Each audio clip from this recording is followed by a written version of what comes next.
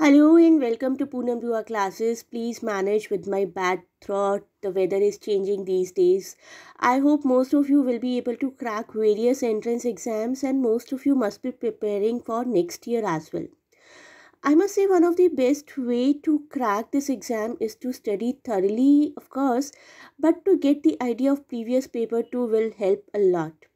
In our classes, most of you already know that we discuss all major previous paper with the students in detail. Here we will go for few selected questions of Delhi University latest question paper of MA Entrance DUET.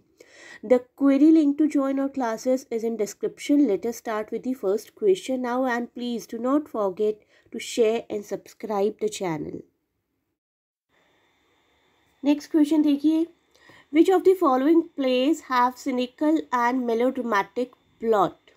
Correct answer is option 3, Duchess of Malfi. The Duchess of Malfi एक बहुत ही fine Jacobean revenge tragedy है written by English dramatist John Webster और 1612 और 13 के आसपास की है ये. इसमें बहुत ही एक्सप्लोजिव लेवल का सिनिसिज्म दिखाया है, वॉयलेंस दिखाया है और मेलोड्रामा दिखाया है. All the three things, cynicism, violence, melodrama is perfectly present in this play. So option number 3 here, Duchess of Malfi, becomes the right answer. Next question देखिए. Which of the following plays have cynical and melodramatic plot? Correct answer is option 3, Duchess of Malfi. The Duchess of Malfi एक बहुत ही fine Jacobean revenge tragedy है written by English dramatist John Webster और 1612 और 13 के आसपास की है ये. इसमें बहुत ही एक्सप्लोजिव लेवल का सिनिसिज्म दिखाया है, वॉयलेंस दिखाया है और मेलोड्रामा दिखाया है. All the three things, cynicism, violence, melodrama is perfectly present in this play. So option number 3 here, Duchess of Malfi, becomes the right answer.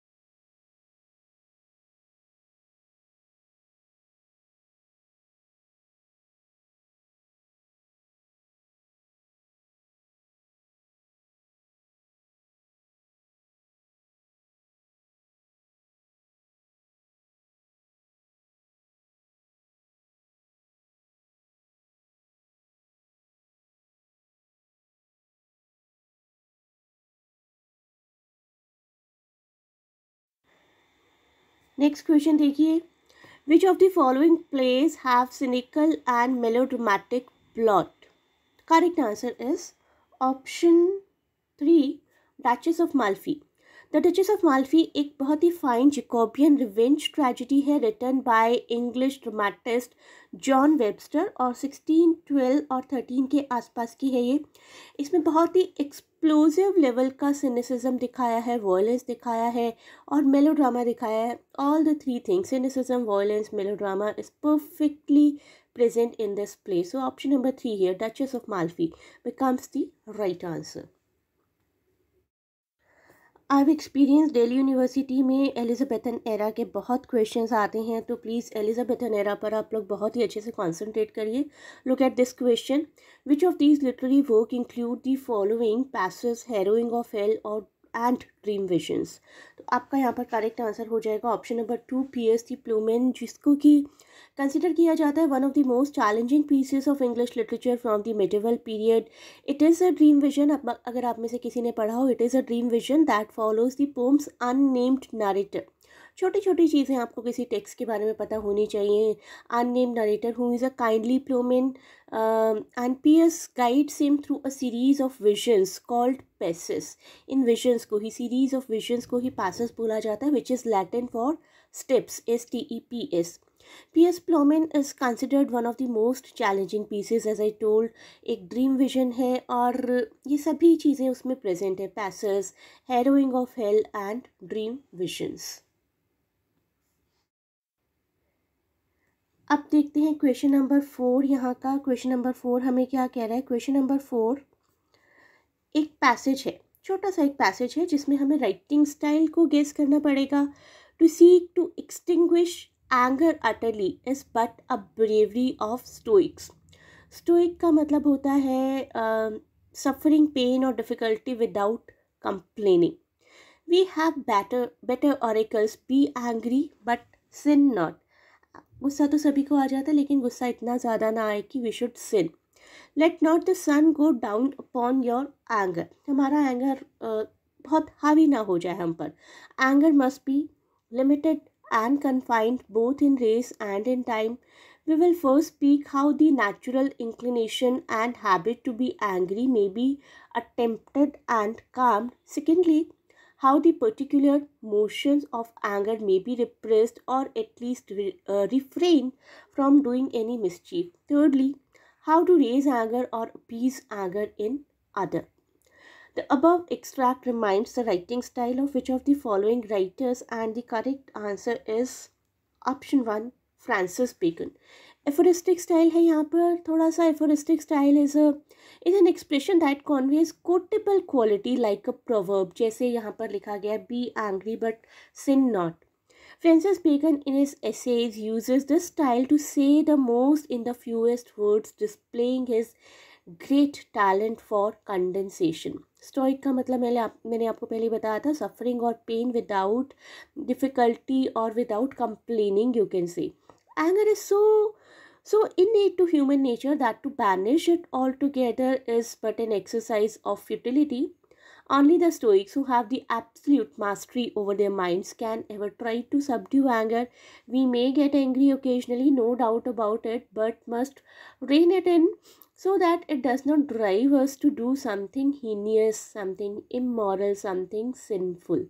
That should be the level of anger, and it is perfectly the style of Francis Bacon. अब देखिए अगला question, वही छोटा सा एक passage है. And the question is which one of the following options gives best expression to the central message of the passage.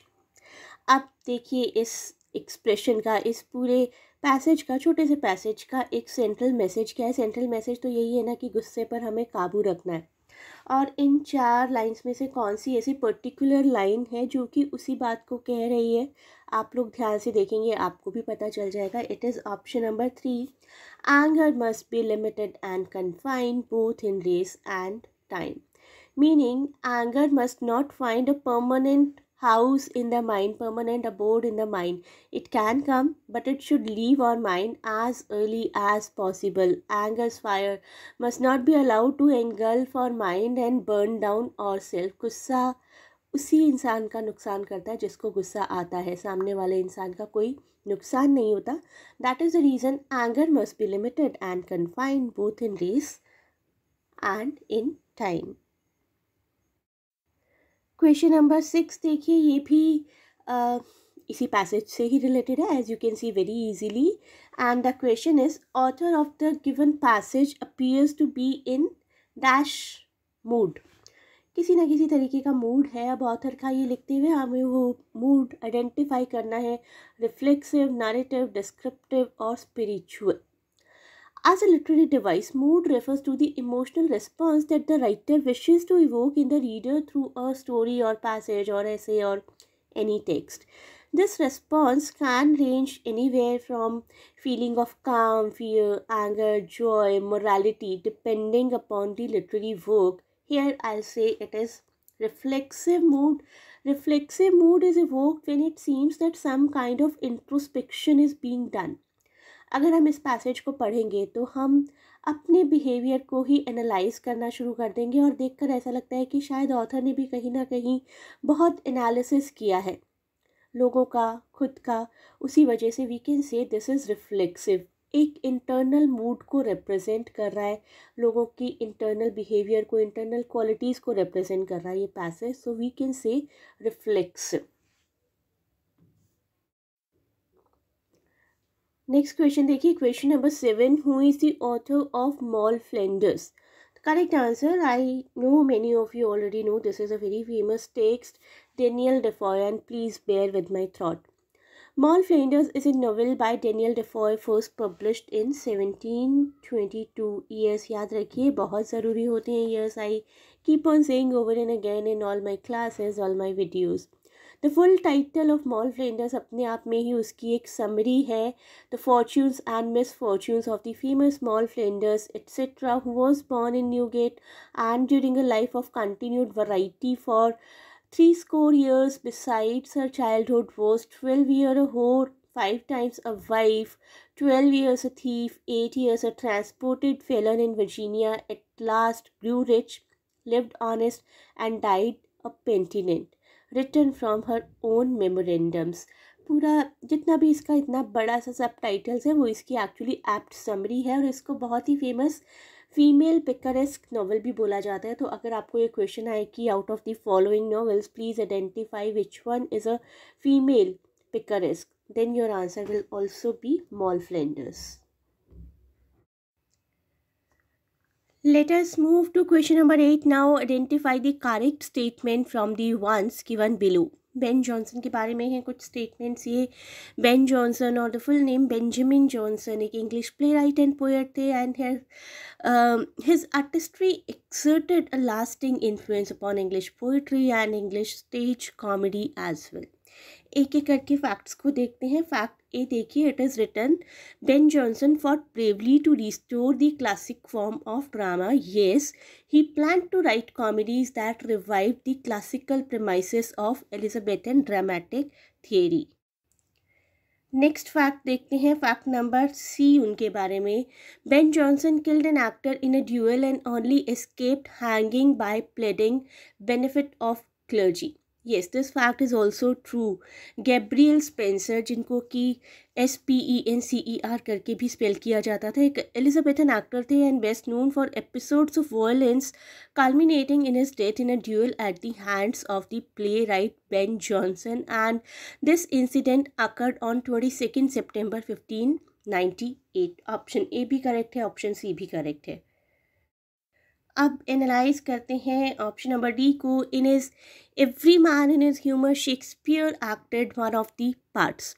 Every man in his humour 1598, जिस साल उनसे मर्डर हुआ था उस ईयर का ही एक प्ले है by English playwright Ben Jonson and the play belongs to the sub genre of humorous comedy in which each major character is dominated by an overriding humour और obsession. With its 1616 publication, इसी play की जब 1616 publication हुई थी, Jonson included a list of original 1598 cast and Shakespeare's name is at the top. That means Shakespeare ने act किया था. Shakespeare's name is at the top ahead of the other members of Lord Chamberlain's men, including बाकी actors भी आप लोगों को याद ही होंगे लॉर्ड चैम्बरलेन्स मैन के, जो कि शेक्सपियर के कंटेम्प्रेरी एक्टर्स थे, Richard Burbage and Will Kempe. Richard Burbage और विल केम्प के साथ साथ शेक्सपियर का भी नाम था कास्ट में. दैट मीन्स कि Shakespeare also acted in the 1598 performance of every man in his humour. तो यहाँ पर जो रॉन्ग ऑप्शन बचता है हमारे पास, that is option B. Volpone is Ben Jonson's first comedy which is untrue. Volpone से पहले तो उनकी बहुत कॉमेडीज़ आ चुकी थी. Every man in his humour, every man out of his humour, Cynthia's Revels, the Poetaster, Sejanus his fall, eastward हो. इसके बाद आई थी वॉल्पोने 1605-06 के अराउंड. तो Volpone is very famous but not the first one. Next question देखिए, question number 9. Which of the following is not true about anti foundationalism. Anti foundationalism क्या होता है वो समझते हैं पहले. ये किसी भी तरीके की फ़िलॉसफी है जो कि फाउंडेशनलिस्ट अप्रोच को रिजेक्ट करती है कि किसी ना किसी ने किसी चीज़ की शुरुआत की है. An anti foundationalist is the one who does not believe that there is some fundamental belief और principle which is the basic ground और फाउंडेशन ऑफ इंक्वायरी और नॉलेज. ऑप्शन नंबर 4 हमारा यहाँ पर करेक्ट आंसर है. Which of the following is not true. Question को बहुत अच्छे से समझा करिए हर बार. It recognizes self evident truths and reports of sense data as basics. बाकी सब ऑप्शंस सही है एंटी फाउंडेशनलिज्म के बारे में. Let us have a look at it. It rejects fundamental beliefs. Yes. It relies on continuing ethical inquiry without any universal system. Yes. It is morally relativist and relies on multitude of local and concrete practices. Yes, but what it does not recognize self-evident truths. So this is not true. Next question देखिए. Question number 10 Gulliver travel से related है. बहुत ही famous text है, Jonathan Swift का लिखा हुआ 1726 का. I must say the most famous satirical novel ever. The correct answer. पहले क्वेश्चन देख लेते हैं. गुलिवर कौन से आइलैंड पर होते हैं जबकि वो historical figures Julius Caesar, Brutus, Homer, Aristotle etcetera से मिलते हैं? The correct answer is Glubbdubdrib. It was an island of sorcerers and magicians, जिससे कि हमारा कैरेक्टर गुलिवर मिलते हैं. और उसके बाद वो एक जो थीम है इस नॉवल की, बेसिक थीम है एंशियंट वर्सेस मॉडर्न्स. तो एंशियंट वर्सेस मॉडर्न को ये ग्लबडब ट्रिप आइलैंड बहुत ज़्यादा जस्टिफाई करता है. और गोस्ट जो थे, the ghosts include Julius Caesar, Brutus, Homer, Aristotle, Rene Descartes and Pierre Gassendi. A very beautiful, very satirical novel which showed the true political picture of that era. Everyone must read it. Next question देखते हैं. Question number 11. यहाँ पर एक statement दी गई है. Modernism was a break with the past and concurrent search for new forms of expression. Which of the following is true in context of the above statement? आप चारों statements को अच्छे से पढ़िए. Modernism, the first one, modernism was bored of following older traditions and thought of bringing a change by establishing new traditions. Option 2 is modernists believed that after the World War it was important to have a universality in order and in art and culture. The third point says modernists were of the view that all art forms need to be synchronized with the morality, optimism and conventions established in the Victorian era. The fourth one, modernists felt a growing alienation incompatible with Victorian morality, optimism and convention, which is the right answer here. Modernism एक break था अपने past से. उसका past क्या था? Victorian era. And the concurrent search for new forms of expression. तो एक नए ऑप्टिमिज्म की तरफ चल पड़ा था modernism. Option 4 here is the right answer. Modernism felt a growing alienation incompatible with Victorian morality, optimism and convention.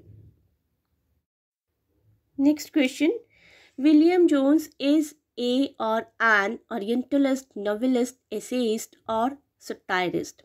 So William Jones एक British Orientalist थे and jurist who did much to encourage interest in Oriental studies. Oriental studies जिनके लिए कि Edward said को भी बहुत ज़्यादा जाना जाता है. He was also an orientalist. Sir William Jones was also an orientalist. He showed great interest in Oriental studies in the West. Option number A here is the right answer. Here comes question number 13. Here you are supposed to match list 1 with list 2. Question अपने आप में ही कह रहा है inspired title of the novel. आपको directly author का नाम नहीं बताना है, ये पर्टिकुलर टाइटल्स कहाँ से इंस्पायर हुए ये बताना है. तो एक एक करके इनको स्टडी करते हैं. सबसे पहले देखते हैं by the pricking of my thumbs. ये लिया गया है शेक्सपियर के मैकबेथ के साथ. The title of the book comes from act 4 scene 1 of William Shakespeare's Macbeth. When the second witch says, witches है इस प्ले में, आप जानते ही होंगे मैकबेथ में. When the second witch says bye the pricking of my Thums something wicked this way comes. Next हम देखते हैं केक्स एंड एल्स को. Cakes and Ales or The Skeleton in the Cupboard is a novel by British author W. Somerset Maugham. The full title is Cakes and Ale or The Skeleton in the Cupboard, indicating the lost hedonism of Hardy's youth. The lines in Twelfth Night are set to the puritanical Malvolio by Sir Toby Belch, who robustly defends his right to revel. Subsequently, Cakes and Ale become a synonymous for good time as well. It has been, Cakes and Ale has been taken or inspired from Twelfth Night. Next देखते हैं infinite जेस्ट को, जो कि inspired है Hamlet से. Infinite Jest is a novel by American writer David Foster Wallace, and the novel gets its name from Hamlet Act 5 Scene 1, in which Hamlet holds the skull. ये picture भी आप लोगों ने कई बार देखी होगी Hamlet play से related. Hamlet holds the skull of the court jester Yorick and says, "Alas, poor Yorick, I knew him. Horatio, a fellow of infinite jest, of most excellent fancy."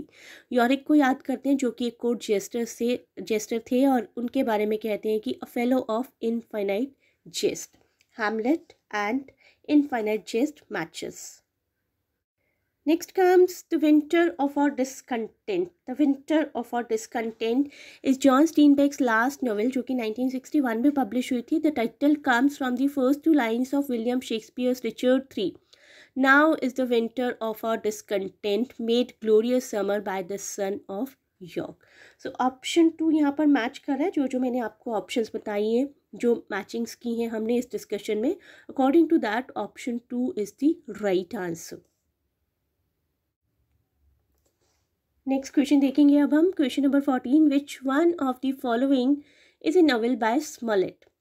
टॉबियस George Smollett जो कि Scottish poet and author थे. He was best known for picaresque novels such as adventures of Roderick Random, adventures of Peregrine Pickle, and the Expedition of Humphrey Clinker, which influenced later novelists such as Charles Dickens too. The Expedition of Humphrey Clinker was the last of the picaresque novel of Tobias Smollett, published in London on 17 June 1771, and is considered by many to be his best and funniest work. The correct option is option 3, Humphrey Clinker. Let us move on to our next question now. यहाँ पर हमें कुछ chronological order में arrange करना है. Robert Browning की Andrea del सेट्रो, John Donne canonization, Alfred Tennyson Ulysses, and T S. Eliot the love songs of J. Alfred Prufrock. तो हम क्रोनोलॉजिकल ऑर्डर में ही अंडरस्टैंड करना शुरू करते हैं. सबसे पहले आएगा John Donne canonization, poem by English metaphysical poet John Donne, first published in 1633. John Donne की मोस्ट ऑफ द पोम 1633 में ही पब्लिश हुई थी आफ्टर हिज डेथ. इसके बाद हम बात करेंगे 1633 के बाद हम बात करेंगे 1833 की, जिसमें कि यूलिसिस पोइट्री पब्लिश हुई थी एल्फ्रेड टेनिसन की. यूलिसिस एक ब्लैंक वर्स की पोइट्री है by Victorian poet Tennyson, written in 1833 and published in 1842. बहुत ही वेल रिसीव्ड एंथोलॉजी है ये एंड ऑफ्ट कोटेड पोम. इसके बाद हम बात करेंगे रॉबर्ट ब्राउनिंग एंड्रिया डेल सेट्रो की. एंड्रिया डेल सेट्रो poem by Browning, published in 1855 poetry collection men and women. एक ड्रामेटिक मोनोलॉग है, एक ऐसी फॉर्म जिसके लिए रॉबर्ट ब्राउनिंग को जाना जाता है. A form of poetry for which he is famous. About the Italian painter Andrea del सेट्रो. सबसे बाद में बारी आती है मॉडर्निस्ट पोएट टी.एस. एलियट के द्वारा लिखी गई the love song of J. Alfred प्रोफ्रॉक, which was published in 1915 issue of poetry, a magazine, verse at the instigation of Ezra Pound. So BCAD here becomes the right answer. So this is it for this part of the video. We do conduct live online classes where we do extensive discussions of all important topics, previous papers, conduct quizzes, mock tests, and all the activities that make you literature savvy. Please contact through the link in description to join the classes. Thanks for watching. Best of luck for exams, and please do not forget to share and subscribe the channel.